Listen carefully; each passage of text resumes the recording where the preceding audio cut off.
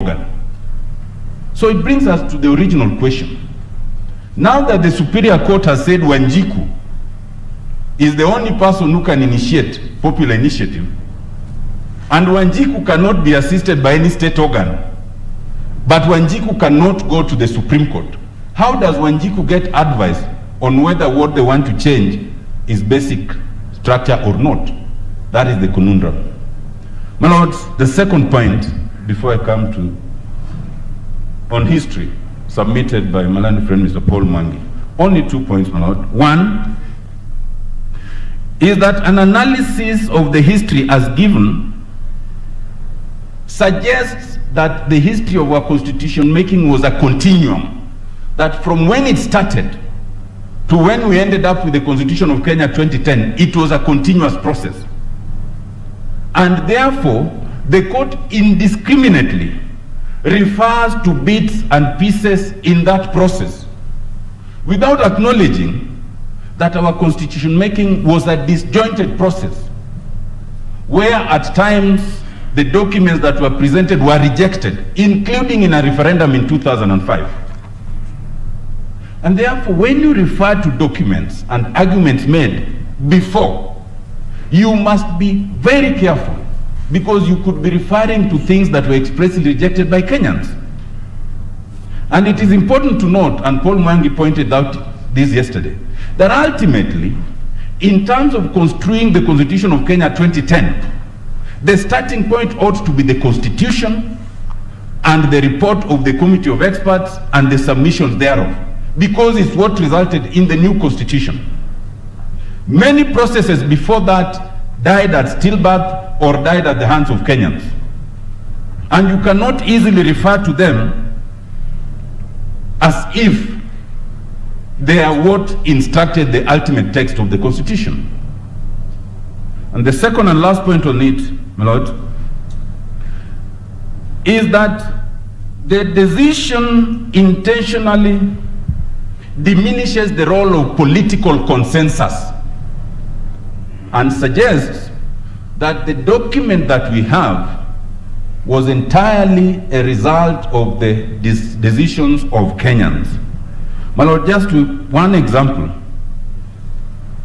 Ultimately, the most contentious issue in constitution making was the system of government, the type of executive we are to have. And today, my lords, we have a presidential system, almost pure presidential system.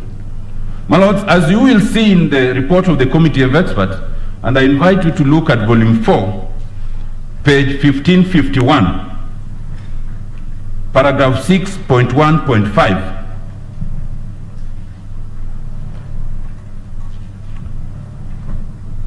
And also page 1604, 8.1. My lord, it makes very clear, without having to read it right now, the Committee of Experts notes there that while the harmonized draft was inclined towards a parliamentary hybrid, the Parliamentary Select Committee, in its wisdom, decided to settle for a presidential system. The Committee of Experts, therefore, settled on that presidential system as a result of political compromise, not because the people of Kenya wanted it. That intentional diminishing of the role of political compromise therefore warps the history that is captured. Indeed, my lords will note that in that entire history, one of the organs that is not mentioned even once is the Parliamentary Select Committee on Constitution Making. And yet it was one of the organs of review in the 2008 Act, and it played a fundamental role in birthing the Constitution. Well, let me come back to popular initiative. I want to make some 7 quick points on this. Who are the promoters? Well, we wish to submit on this that against all evidence, which was not controverted, that the promoters of this initiative was Honorable Dennis Waweru, and Honorable Junet Mohammed,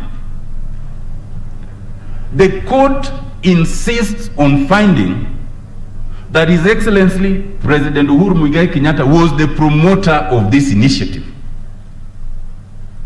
against all evidence. We want to submit categorically that the promoters of the popular initiative we are talking about in this case were the two gentlemen we have mentioned. But because anyone is allowed to support, any person in this country, including the president, including this court, can support the initiative, in the words of Article 257. My lords, in the entire 315 pages of the judgment, the one thing the court does not do is take the bill that is being examined and come to the end of the bill, as is usually necessitated, and ask, and that is on page 42 of the bill, so who are described as the promoters? That is the one question the court does not pose. 315 pages. My lords, I invite you to look at volume 5, page 2116 to 2158, especially at page 2158. It clearly shows that it is an initiative, the Building Bridges Initiative. And the word initiative there is used because those are the words of Article 257. It's an initiative. My lord, it's an initiative promoted by Honorable Dennis Waweru and Honorable Junet Mohammed.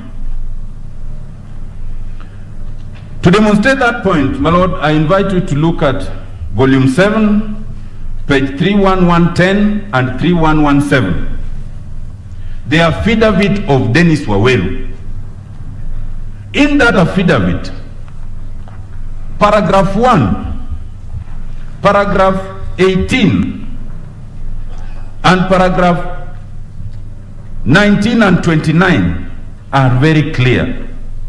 Honorable Dennis Waweru says that I and Honorable Junet Mohammed are the promoters of this initiative. He then describes how they engage with the IEBC and describes how they collected the signatures. My lord, that affidavit was uncontroverted. How do you ignore such a fundamental statement? My lord, I invite you again. Sorry, Counsel, you say that affidavit is at volume 7, page 31110 to page 3117. Particularly, my lord, paragraph 1, paragraph 18, 19 and 29. My lords, a popular initiative, and we want to reiterate that, starts at the point in which the promoter, having generated an idea, has reduced that idea into a bill. It is important to note that under Article 157.3, whatever ideas you have, you cannot present those ideas for a referendum or for a vote. You must reduce them into a bill. And once you reduce them into a bill, you must collect 1 million signatures. It is at that point that the initiative starts. My lord, you will see from the letter to the IEBC signed by the two gentlemen, dated 18th November 2020. It is in volume 7, page 3154, that they initiate the process. That is where the popular initiative started. They wrote to IBC and said, we have developed a bill. We want to collect signatures. The IBC accepted them as the promoters, not anyone else. And the letter from the IBC is dated 24th November 2020. It is in the same volume, volume 7, page 3156. 3156. They were then authorized to collect signatures, which they did. My Lord, having duly complied and submitted those signatures to the IBC then did a letter to the counties as is required by the Constitution. That is the letter dated 26th January 2021. Forwarding the bill. That letter is in volume 4,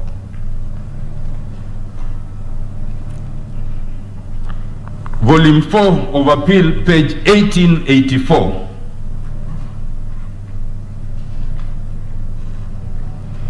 And it expressly confirms to the counties who the promoters are. My Lord, I also invite you to have a look at page 1823. Page 1823.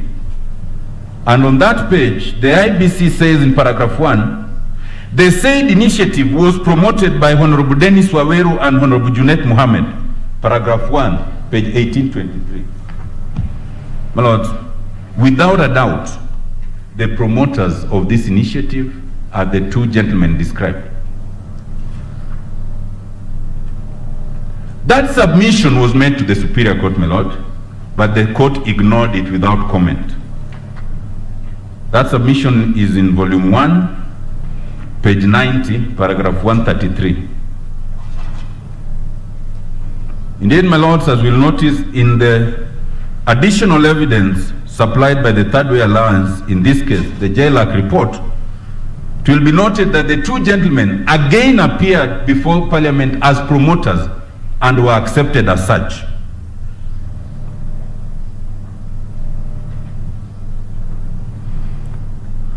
My last point on this, my lord, a lot of argument has been made in respect of a task force, in respect of a select committee and otherwise. My lord, let it be on record that the task force was in place between 24th May 2018 to October 2019. And the select committee between 10th January 2020 and 30th June 2020. As of 30th June 2020, there was no task force, there was no select committee. And an effort to tie those two bodies to this initiative is therefore futile. My lord, let me move to the next point. Can the president initiate a popular initiative? Our position is that in this case the president did not, but nothing in law stops the president from doing that. There are a number of reasons, but I'll move over them very quickly. Other than the fact, and this was submitted by Mr. Karoro yesterday, that in terms of the Constitution, there is nothing on the face of the Constitution that stops the president. But I wish to draw your attention to Article 27 and Article 38(1) of the Constitution. My Lord, Article 27 speaks to equal protection of every person, including the president, equal protection of the law. But more importantly, my lord, which was not considered by the court, is the political rights under Article 38(1)(c). It allows any person and every citizen of the right to campaign for a political party or cause, and the catchphrase is cause. You can campaign for any cause. And the issue here, my lord, is that these two provisions are in the Bill of Rights. Are they limited in terms of excluding the president? If they are to be limited, you must come to Article 24. And Article 24 requires that to limit any right, it must be limited by law. In this case, read legislation. Is there any legislation that limits the president from this initiative? The answer is no. If there was to be any legislation, then again the court would be called upon to look at it and determine whether it is reasonable in an open and democratic society. My Lord, my learned friend Mr. Karori explained yesterday that the misconception in the judgment is the supposition that the president is in control of parliament, and that is true. It supposes that to be president, you will always be in a party that is majority in parliament. It is a misconception of a presidential system. You can actually be in the minority, but it can be worse. You can actually have no parliamentary party, because our constitution allows an independent to be president. So, can it be said in fairness that you as president, your only avenue is parliament, where you may not even have a party? That is a misconception, my Lord. Especially given the role of the president in terms of national unity and fostering unity. Thirdly, my Lord, in order therefore to create that distinction, and having realized that the president was not the promoter, the court then coins a term, initiator. That will be found, my Lord, in volume 1, page 80, paragraph 104 and 105, and in the findings, Roman 8. My Lord, there is no such word as initiator in Article 257. There is only the promoters and the supporters. And with respect, this word then is used in the judgment to camouflage the difficulty in identifying the promoters. My third point, my Lord, the process. Sorry. And I want you to know that you have just like 4 minutes to go. If you want Senior Counsel Kambuni to take about 30 minutes. We had already agreed that Senior Counsel Kambuni will take 20 minutes, between 15 and 20. Okay. So I'll run through the rest very quickly. My Lord. Before you do that, before you run, yes. Do you want to comment about the question of conflict? It is. Yes. Yeah. I am happy to make that clarification, my Lord. The court finds that the role of the president as initiator will be in conflict, because after the document is passed, it then goes to the president. With respect, my Lord, that is an erroneous analysis for 2 reasons. One is that the role of the president at that stage is not substantive, it is ceremonial. The constitution is clear that once it leaves parliament for a popular initiative, whether parliament endorses or not, as long as it has aspects that require referendum, then it will be forwarded to the IBC. So there cannot be a conflict where your role is ceremonial in that situation. But also, my Lord, secondly, because for a popular initiative such as this that has clauses requiring a referendum, it is not the president that determines whether it becomes law. It is the people. So the president has no meaningful role in this process because it goes to the people in a referendum. And therefore, to create an appearance of conflict, my Lord, is wrong. My Lord, let me talk about the process of popular initiative. Just a moment, please. Yes. Sorry. Thank you, Senior Counsel. I'm just wondering, you say the judges came up with a term called initiator. Yes. Did they identify the basis upon which they said he initiated? My Lord, with respect, what the Superior Court does is analyze a history that is not relevant to the issue before the court. No, that's okay, about relevance. And they do not. Counsel? They do not.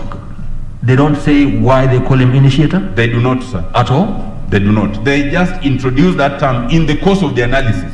Okay. Counsel. Yes, my Lord. Yes. Now,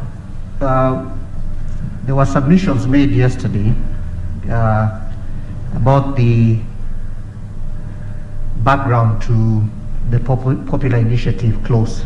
Yes, my Lord. And one that was made was that there was a culture of hyper amendments Yes, in the pre-2010 Constitution. Yes, my lord. Now, the argument you made that any person, including a member of the executive, can fall in the bracket of the people under Article 257. Yes, my lord. And you have made the further argument in respect to the political rights of members of the executive. Yes, indeed. Now, given, and I've looked at your submissions, in which you also invite us to look at that historical perspective, I think it is point 3.8.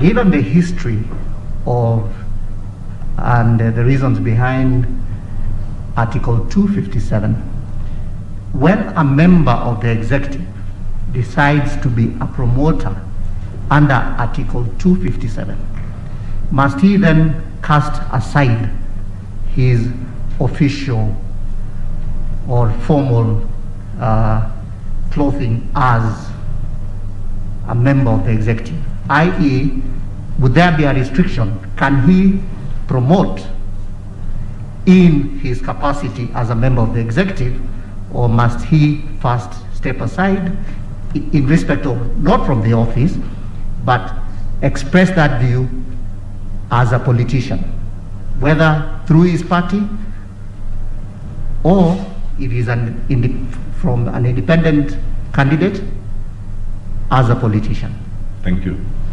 My lord, in our analysis, and we've captured this in our submission, the route of popular initiative was a route that was coined to be an alternative to parliament, where you had, or you could have, a rogue parliament that becomes a stumbling block to meaningful reforms that are helpful to the people. On its face, there is nothing to suggest, not even in the history, and I invite you to even look at the report of the Committee of Experts, that it is a route that is unavailable to the executive. There is nothing on the face of it or on history that excludes the executive. And it is for good reason, my lord. You can have a president who is popular and is elected by the people. But you can have a parliament, and it happens in our counties, a parliament that is hostile to that president. And if that president wants to make changes that are helpful to the people, how do they do it then? They may have been elected on a certain platform of change, and they want to effect that change. You must allow them that if parliament cannot help them make that change, they go directly to the people and they initiate it. Therefore, in that event, even though it's not the case here, there would be nothing to step away from. My lord, quickly on the stipulations of the process, we want to submit, and we made this point, that Article 257 on its face is onerous. It is a principle of constitution making that where you should make a constitution that is not too easy to amend, but not impossible to amend. And that is the balance that Article 257 strikes. To amend under popular initiative, there are 14 onerous provisions that you require, and they are in our replying submissions. My lord, they are onerous but possible. We wish to submit, my lord, that in substitution of that 14-point process, the Superior Court then replaces that with 10 points which are impossible to achieve.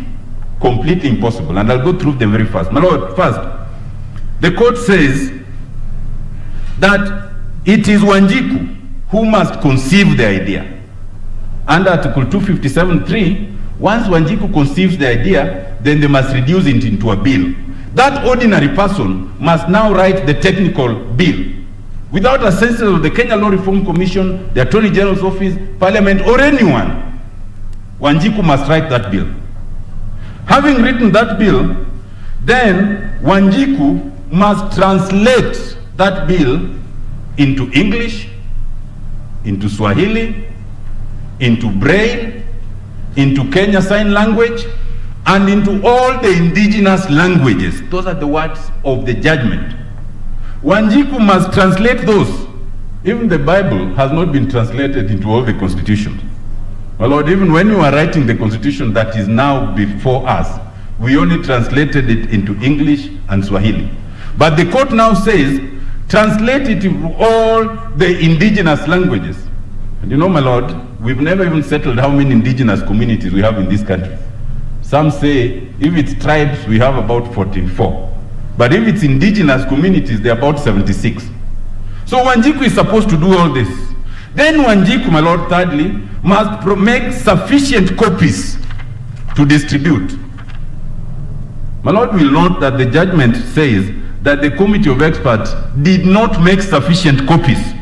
You will see that in volume 4 of the digest, page 1566 to 1567. And yet, my Lord, the committee of experts made 6.9 million copies. So Wanjiku must make more than 6.9 million copies. My Lord, that is not enough. Wanjiku must then do civic education. That is the fourth stage. And given the earlier finding, that civic education must also be in the languages that is understood by those people. This same Wanjiku, number 5, will then present this bill to the IEBC as a promoter. But before presenting it, there's another requirement. 1, Wanjiku must ensure that the IEBC has undertaken national registration of voters, because the court finds that you cannot do a referendum before IEBC does that. Wanjiku must also ensure, secondly, on that question, that they seek the opinion of the court, whether the amendments are basic structure or not, and I spoke to that earlier. Wanjiku must ensure, thirdly, that in seeking that opinion, and without either being national government or county government or state organ, they somehow get the audience of the Supreme Court. It is not stated how.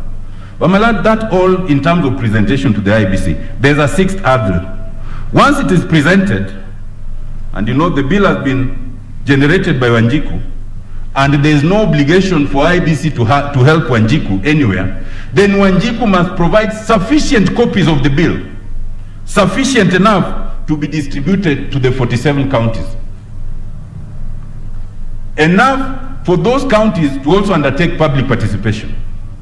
And then Wanjiku, number 7, will then traverse the 47 counties, talking to them and persuading them, so that at least 24 out of 47 can endorse the bill in order to move forward.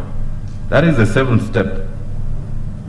If Wanjiku overcomes that, then now the bill is sent to the 2 houses of parliament, the Senate and the National Assembly, and that's the 8th step. At that point, Wanjiku must engage with the 2 houses during their public participation to explain and undertake public participation and persuade them to endorse it.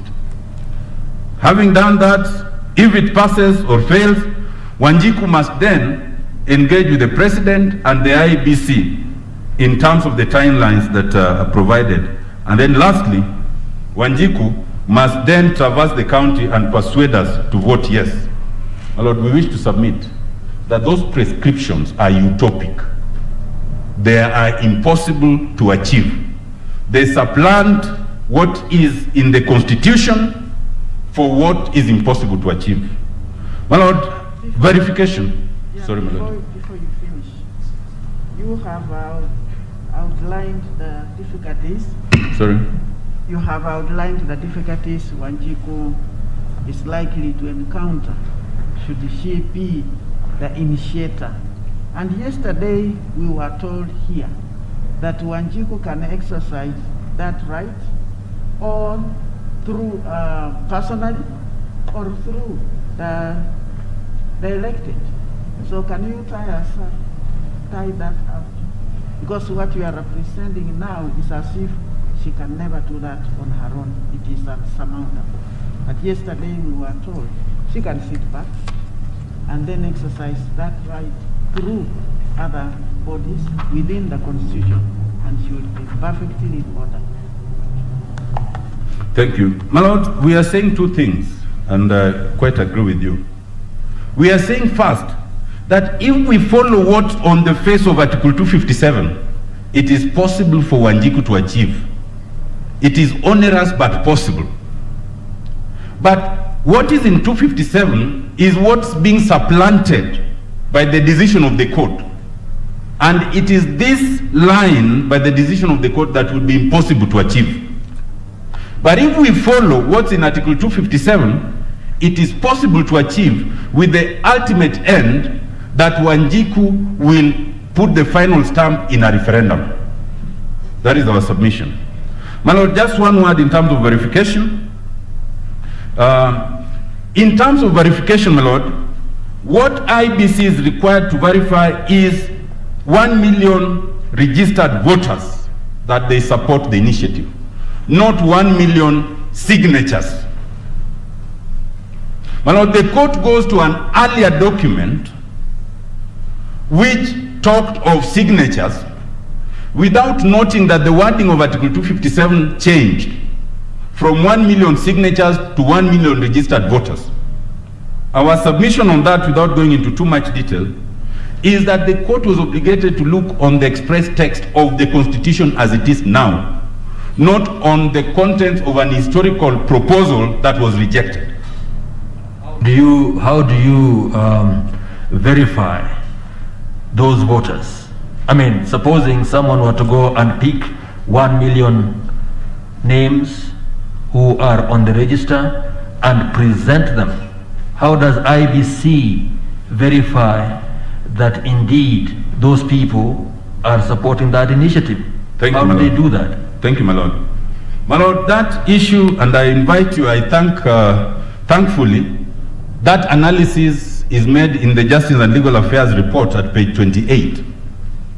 My Lord, will see from that report that the IBC stated that it uses what it calls unique identifiers.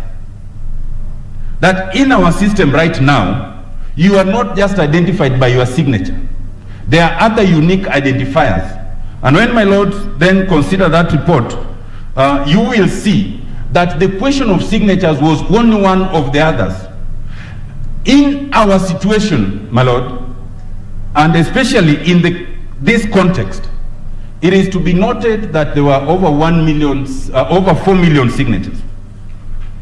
Not a single person, despite the publication by ABC, came out to complain that my name was put there erroneously. Counsel, yes, my Lord. Please assist me. You see, it's my business to understand this thing. And I want to know, how is that process a verification, other than just having the numbers and perhaps ID numbers which are easy to get from IBC, from the voters register? How does one verify that those are actually supporters? This thing called unique identifiers, sitting here, I have absolutely no idea what that is. What are those unique identifiers? My Lord, for this context, and without going to the theoretical aspect because of time, in this context, the submission by IBC, which is captured in the JLAG report, is that once the supporters come with a list of names, the IBC then publishes it to the public, just so that in case it is alleged that a name was included wrongfully and it is not you, then you would complain. That way it would verify and check that that name is wrongly put there. The Counsel, yes, my Lord. Parliament may have been quite happy to be told by IBC, yes, we have unique identifiers and they don't follow it further.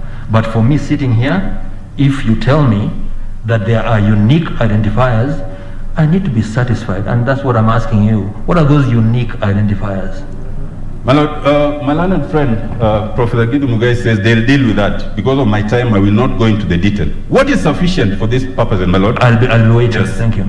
Is that you cannot place undue substance on the question of signatures when in the first place the law does not require every Kenyan to have a signature. When in the second place, there is no repository of signatures. And that the undue, elevation of the question of signatures when it's not required is what's wrong. But I'll allow the team from IBC to deal with that. But now, on the question of quorum, it was dealt with. All I wish to say on it are two quick things. One, that, my Lord, you cannot elevate a provision in a schedule of an act to essentially amend the Constitution by providing a higher minimum number of commissioners than is provided in the Constitution. But secondly, my Lord, you will also note that this matter had already been dealt with by a court of concurrent jurisdiction, that is Justice Okwan, and that is on volume 1 of page 133, where the court affirmed that the IBC had quorum. And what's important, my Lord, is that the Superior Court in this case paid no difference to that finding. My Lord, lastly is on the question of multiple questions, and I just want to submit very quickly, my Lord. One, that the entirety of Article 257 in terms of the bill deals in the singular. And my Lords, will see from subarticle 1 to 10, it says there, it. In all those instances, it refers to the bill, not to the questions. Because whatever suggestion you have under Article 257(3), you must reduce it to a bill, a bill. Counsel, I'm at 257 with you. 257(1), is it dealing with a bill or is it dealing with an amendment? My Lord, let us go through 257 Yes. from 1 to 3. 1 is the one that gives the avenue of amendment by popular initiative, an amendment, to distinguish it from the one by Parliament. Under 2, it allows two possibilities. You can come with a bill, and where you get it is irrelevant, or you could come with a suggestion or suggestions. But if there are suggestions, and that's the important aspect, you cannot bring those suggestions to a referendum. You must reduce them to a bill. Okay? Under 3. And the word is shall. You shall formulate it into a draft bill. Not draft bills. A draft bill. Whatever it is. And we can demonstrate that. My Lord, when you continue, and even the question that was posed yesterday in subarticle 10, whenever you talk of it, there, it refers not to a question. And learned senior Mr. Rengo submitted on this yesterday. The rosy idea that you can bring questions to a referendum is one that arises from the Elections Act, section 49. And it allows the possibility that you could pose a question, should Kenya still remain within the East African community, as a question. But when it comes to an amendment, there is no such latitude. You must reduce it into a bill, and it is that bill, a bill, the bill that is considered. It does not allow of the possibility of multiple questions. The corollary to that, my Lord, and I invite you to look at the finding by Justice Ochieng in the case of Titus Azlila, volume 6, page 2650, all the way to 2656, where he makes two important findings. One, that Article 257 itself is a complete framework. It does not require anything else to enable it. It is complete. And in fact, he goes ahead to find that to try and direct IBC on how to undertake a referendum is a usurpation of their jurisdiction. Mr. Otiende, do you still intend to give your other counsel 20 minutes? I am now 2 minutes and I'm done, my Lord. I think it's the questions that... 2 minutes. My Lord, it is also to be noted that the court failed to take judicial notice, although it was submitted, that there is a referendum bill. And that referendum bill is produced in the reply to the additional evidence.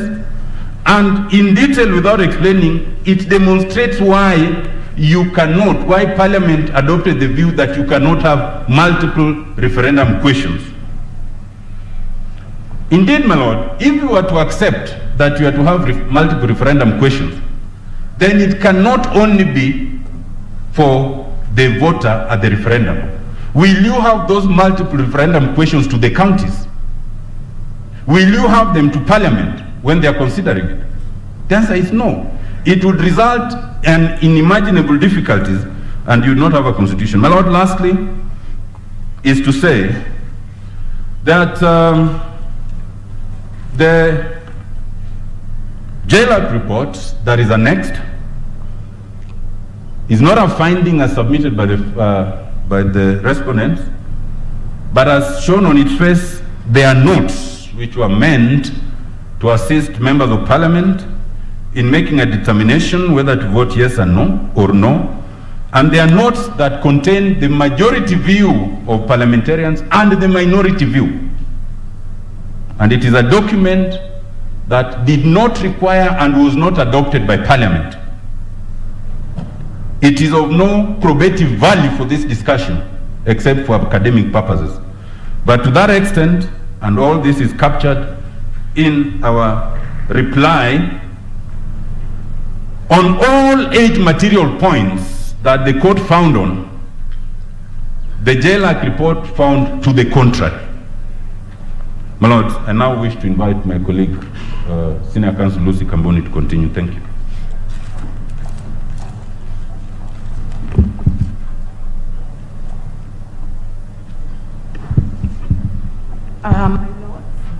My ladies, thank you very much. Firstly, it's a plea for 5 minutes because I have been gesturing there. I thought your Lordship will ask me whether there is something wrong. A question would be asked by the bench and the clock would not stop. That is why 5 minutes have disappeared. So, my Lord, if you could restore that. Otherwise, all I will do is greet the bench.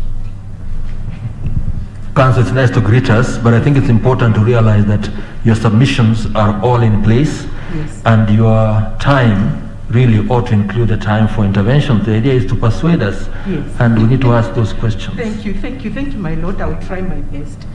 My Lord, firstly, I'm dealing with the issue of public participation, and I will pick up from where my learned friend talked about the role, what a promoter does in a popular initiative. And I will not rehash that. But your Lordships, if you look at part 4 of the decision, that is from paragraphs 562 up till 568 or thereabouts, you will see that the court deferred to the form of public participation that was determined or that was recommended by the petitioner. And you will see that the court says in paragraph 566, we have considered the respective parties' arguments on this issue. Honorable Raila Odinga and the BBI Steering Committee did not even suggest that copies of the reports and the Constitution of Kenya Amendment Bill were provided to the people, and in the form the petitioner insists the law requires. Now, your Lordship, a promoter need only get 1 million supporters. The promoter doesn't have to go to all the majority of the 24 of the 47 counties in this country to get support for the initiative. They need 1 million voters to support their cause. So if they can choose where they will go, and therefore to insist that this promoter must carry out public participation in the manner that the court has insisted in the High Court doesn't make sense. Because it means that if I know your Lordships, you will support my cause as a promoter, I will come to you and explain to you what it is that I intend to do. and you will support me. And I will go to a locality that I know, again, I have support. So how is it that the High Court insisted on public participation in the manner we insist on public participation when we are dealing with policy decisions and amendment of statute of law and that kind of in coming up with legislation, policy issues? How would they insist that a promoter carries out public participation before they come to a supporter to say, support my cause? Your Lordships, that doesn't flow. And in particular, when you look at the finding of their Lordships, this is in the holding, this would be 13, they made a declaration that county assemblies and parliament cannot, as part of their constitutional mandate, consider, oh no, so sorry, yes, they cannot change the contents of such a bill, which means then that in this particular instance, it is a different scenario. When I come to a supporter, my cause, and when this bill is presented before the assembly, the county assemblies and parliament, in fact, nothing is altered. So then how would I be seeking public participation if, in this respect, if you cannot even propose an amendment to this bill? That is the challenge that we find in the decision that a promoter carries out public participation. But in any event, your Lordships, at the county assembly, once the promoter is done presenting their bill for the popular initiative, once they present it to the assemblies, to the IEBC, and that finds its way to the county assembly and then to parliament, then at that level, there's public participation that happens, and there is a record of that having happened. So in our view then, a very high standard was raised, whereas a promoter is simply that. In fact, once the promoter is done and presents their document, that is the end of the matter. They need not carry out any, they don't carry out any public participation. They now begin to whip their supporters, and the different interest groups then come in, and then before the referendum, if that is where it ends, then there is the usual civic education that will happen. So really that is what a promoter does. Now quickly on some of the other issues that I need to address. Of course, I've talked about public participation under Article 10(2)(a), that is a requirement.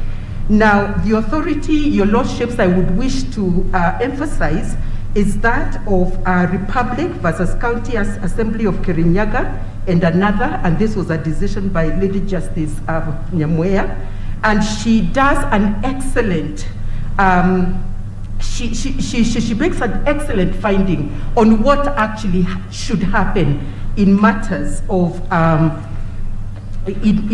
when you are considering public participation in the context of a bill to amend the Constitution by popular initiative. She says the effect of lack of public participation can however only be determined upon the conclusion of the process, given the double decision-making processes that happen.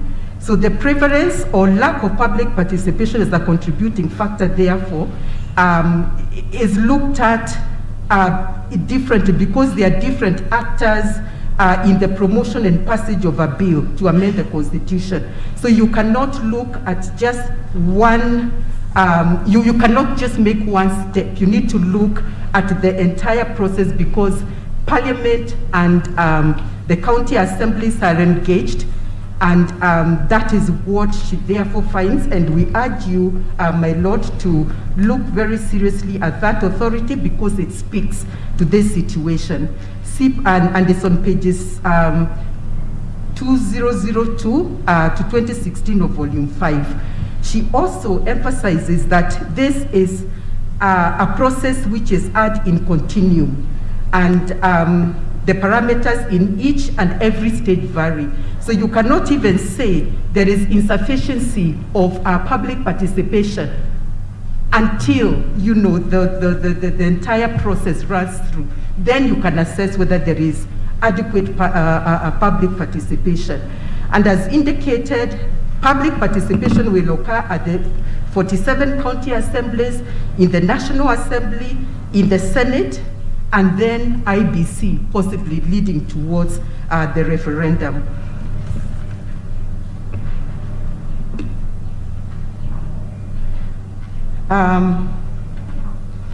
Then, my Lord,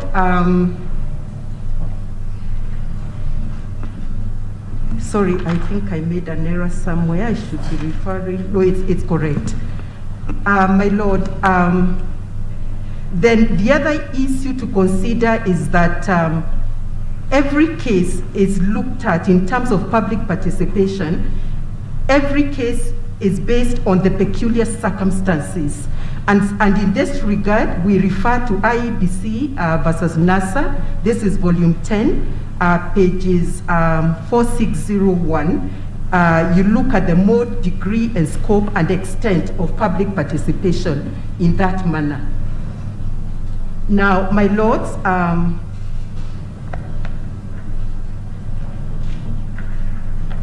as I indicated, there is no intention to alter the contents of the draft Constitution Amendment Bill, and that is why this bill is different from regular legislation where we seek to amend. And then, my Lord, therefore to be distinguished from the cases we normally have on public participation, like Robert N. Gakuru.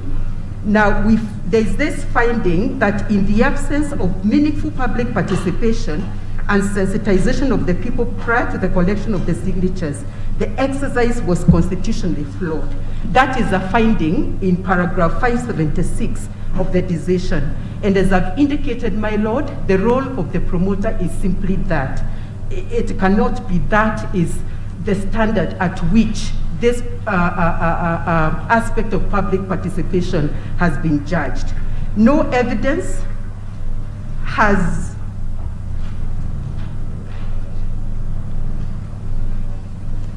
no evidence has been tendered also to show that public participation was not done at the levels that I've indicated.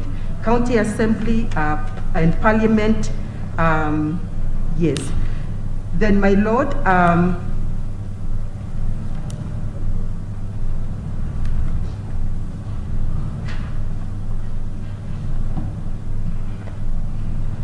yes, my Lord, the other important thing is that the 1 million voters also show that the promoters actually achieved even what in the making of the Constitution we were unable to achieve. So that effort cannot be wished away, because in the making of the Constitution, only about 100,000 memoranda were received. So an onerous standard therefore has been set for a promoter, which is not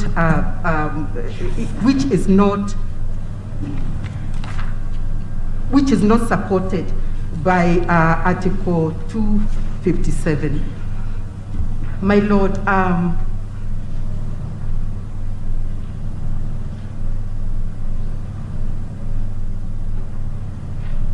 my Lord, what we are also submitting is that it was important for the court to allow this matter to go to the referendum, because that is then where the ultimate test for the decision making then by the people is made at the vote. And as was indicated, even by the judges also in paragraph 471 of the decision, the WACO draft was rejected on that basis. So where was the danger then in not allowing this popular initiative to go to the referendum? Then, my Lord, as my time is also running out, I will now look at the matter of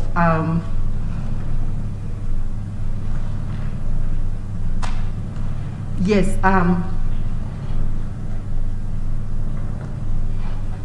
Yes, the fact that public participation also happened when notices were sent out, my lord, for public participation, and that has been indicated, my lord, from pages 8867 to 8868 in volume 18, and that went, of course, to the county assemblies, and also LSK was also involved. They also sent a notice for public participation to the members.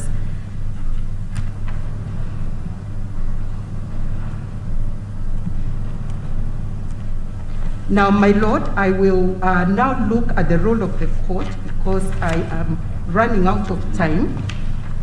And my lord, our submissions is that, save for ensuring that the amendment process set out has been complied with, the court plays no role in the constitutional amendment process by popular initiative. And my lord, we have mentioned the case of Law Association of Zambia and another versus Attorney General, and you will see that in our volumes. My lord,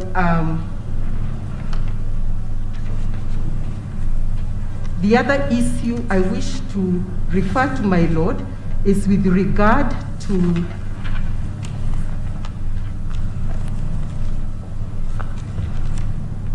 justiciability and ripeness. And my lord, we are saying that,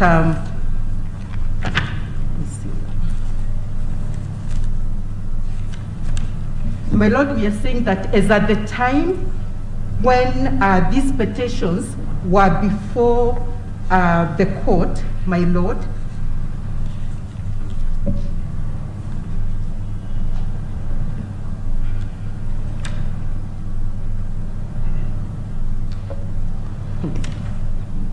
yes, as at the time when these petitions were before the court, my lord,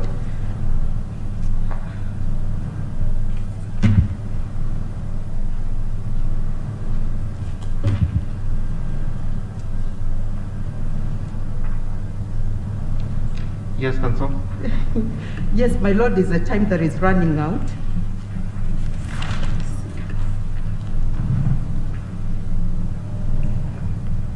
Yes, my lord, we are saying that there is I think I will ask. I think I've read your submissions, Counsel. Yes, my lord. And I think perhaps the point you are trying to make is that at the time the petition was being heard, the bills were still before the county assemblies. And so the occasion for scrutinizing Yes, whether there was yes. public participation Yes.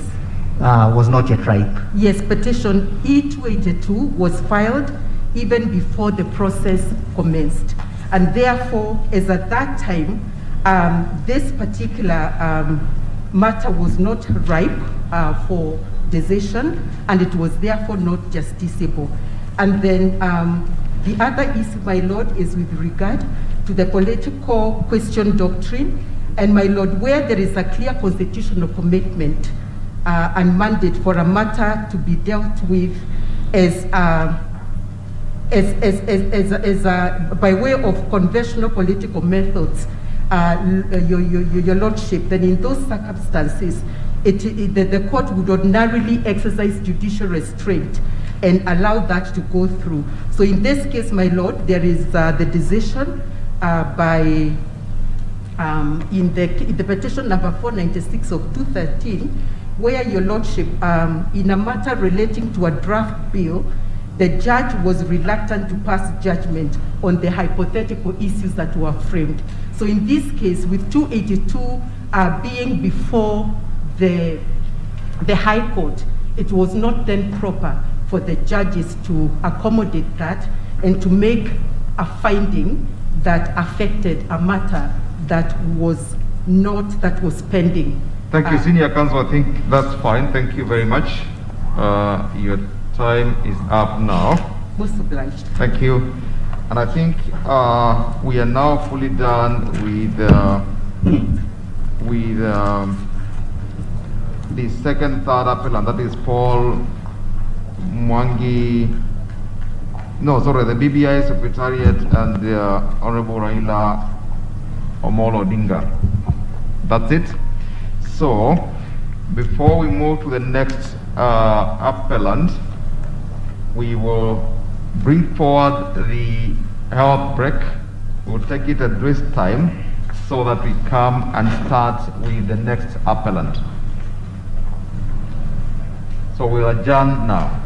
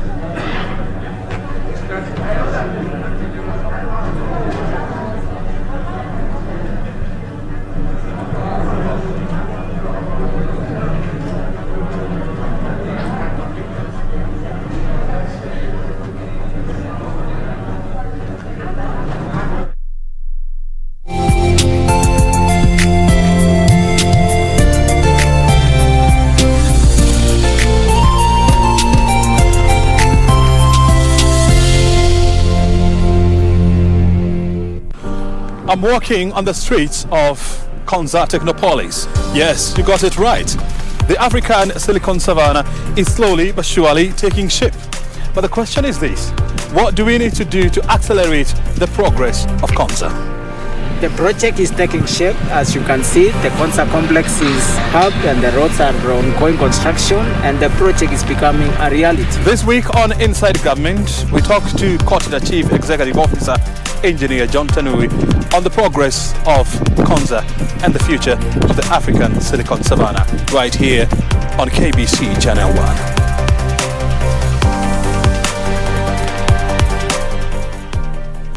Quiero amarte de una forma diferente, de otro modo. Well, if you think I'm going to keep my mouth shut, you're wrong. Ask Maximiliano to come here.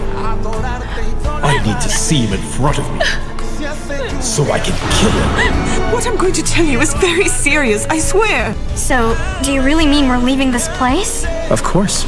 I'm fixing everything to get away as soon as possible. You don't have a choice. It's for her own good, Horacio. For her own good? Or is it yours? Huh? You selfish woman? Quiero amarte de una forma diferente, de otro modo, nunca igual al de otra gente.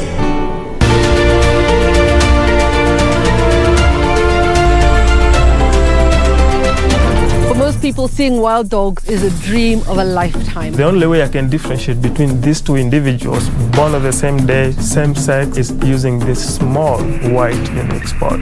Last night, they only got a small prey, so they're hungry. That being killed all these packs within a span of 2 months. She's been down for about 25 minutes now. We only have about 10 more minutes to go. They could lose up to 20 animals in just 10 minutes.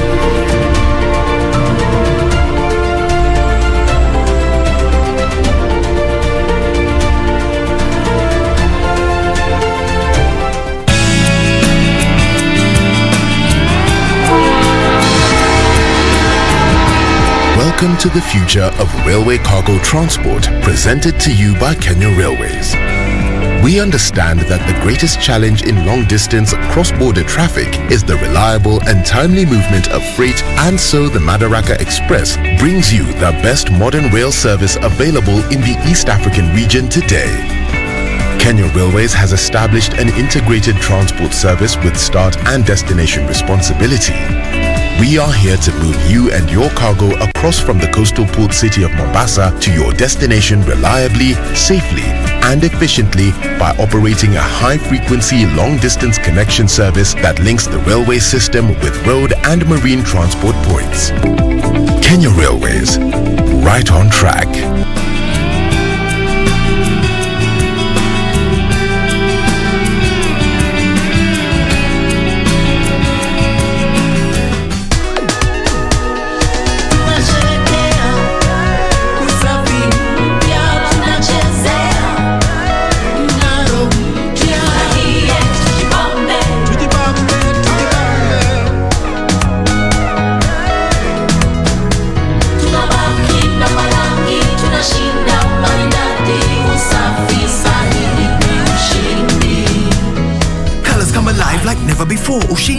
OxyBright does so much more. Removes stains easily and cleans it right. Brightens with the magic of OxyBright.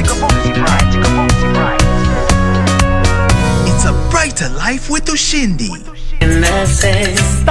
As a righteous Lord and Master stretches out a heaven. The sins of the Father are visited from all. I know there's certain things I usually explore, like having success and never worry about paper.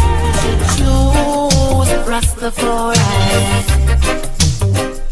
You're serving the Lord, your Creator. Lift up your head and hold it up high. We know that we win the fight. Girl, and we always gotta sing together, play together. Girl, and we always gotta ride the weather, come whatever. Girl, and we always gotta face the tide, love can hide.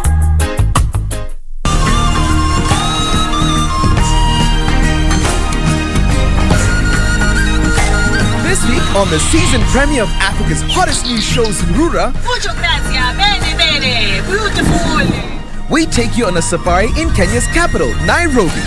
Get your adrenaline pumping and revving to go, and if that's not enough, we take you on a tour of what could possibly be the most photographed home in Africa. It's simply inspiring.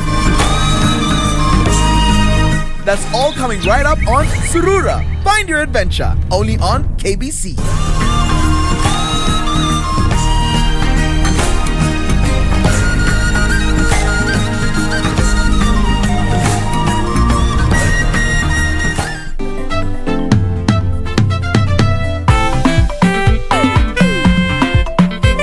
What's wrong with you people, eh?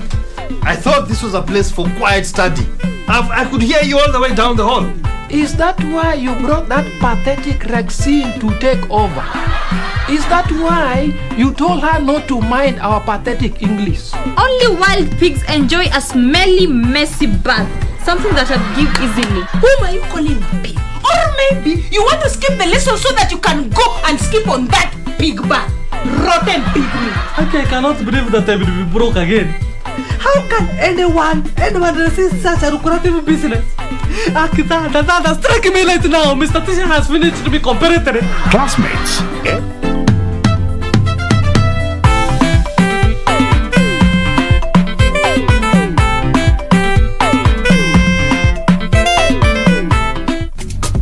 This is where it all began.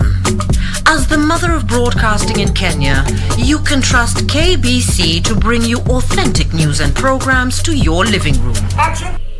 As KBC, we take pride in our unrivaled heritage as Kenya's trusted national broadcaster. Commanding over 92% digital television signal coverage of our country, 23 radio services that cut across our entire language spectrum,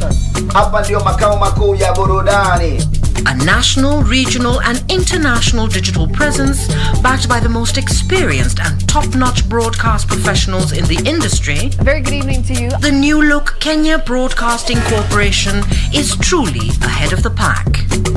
Turn to the mother of broadcasting in Kenya for stories that resonate with our identity, our aspirations as a people united in purpose.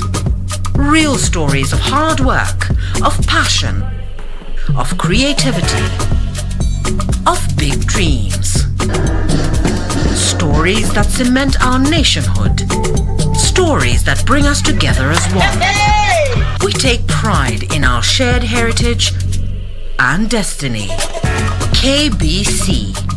Informing, educating and entertaining Kenyans as one nation. KBC. Kenya's listening.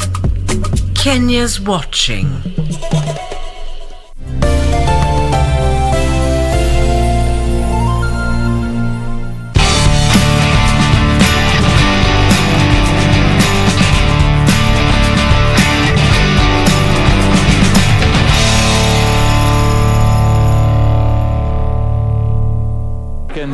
Baba Yao, as he is popularly called, rose to prominence in the 2004 Olympics in Athens when he led Bremen Kipruto to a 1-2-3 Kenya podium finish in the hurdling event in a most memorable moment, as it turned out to be the only triumph.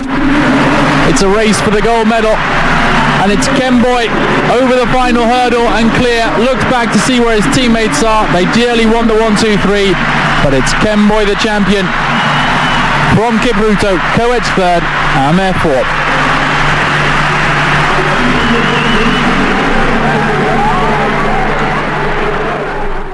I'm always a patriot. Not always, not in 2004. Each and every year, I always want us to win as a team. That's what we did in Osaka 2007. We also did last year in Beijing, and also the other week in the Kenyan trials. So I always like winning with my team, so that is good for me.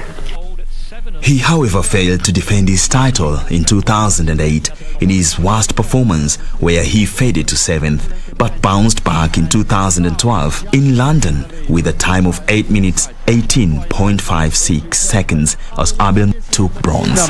But heading for home now for what could be the 8th Kenyan success in succession in the race. It's once again Ezekiel Kemboy, who's one of the greatest steeplechasers we've ever seen, and he's adding to his reputation here as he comes through surely to win this race. McKissy is going to prevent a Kenyan sweep, but Kemboy, who's come way out into the outside lane, celebrating already. Kemboy wins it. McKissy in second place, Mutai is third place, Gari is fourth, Kipruto, who fell, is in fifth place, Jaeger is sixth, Cabral is in seventh place, then I think it's Taleb finishing there. Well, a slow race, 8:18:57. The two-time Olympic champion also won gold in Commonwealth Games in 2006. Kemboy in front. I don't think they're going to get him. Ezekiel Kemboy has got a break. All he has to do is negotiate the last. Here he goes, over it, and there he goes. The Commonwealth Games Championship safe with Kenya, and they'll go 1-2-3. Ezekiel Kemboy first, Kiprotich second, and Ruben Kosgei in third place. 2014 I was having injury, but the injury caught well just within that week of the Commonwealth Games, and I managed to be in top 3. So I thank my God because I became number 3, and also in African Championships in Marrakech I became number 3. So for me that was the best moment, because coming from an injury and winning a medal is always something good. His most successful hunting ground has, however, been in the World Athletics Championship, where he started the onslaught in 2009 in Berlin, followed up with a second gold in Daegu in 2011, and achieved the third in Moscow in 2013. Jaeger losing ground, but Kemboy now digging deep. And Kipruto's coming through as well. Kemboy takes the final hurdle safely. Kemboy is going to come through surely to retain his title. Kipruto though finishing fast. Kemboy's going to have to watch out, but he holds on. Kipruto makes it Kenya 1 and 2. Oh, my best world champions was in 2013 in Moscow. In Moscow, whereby everybody ruled the Kemboy outside the medal bracket, but I managed as a winner, so it was a surprise for some guys. But for me was good being in the top. There was no denying him the 4th world title in 2015 in Beijing in Kenya's glorious outing, and the only athlete to have won 4th successive title. Kemboy comes off well off the final barrier. It's going to be Kemboy again. The legend of Ezekiel Kemboy continues. Another amazing victory. I always like making records. Yeah, being a top athlete, being a legend, yeah, that one gives me motivation to be aiming higher and higher. The only multiple gold medalist in both the World Athletics and Olympics with a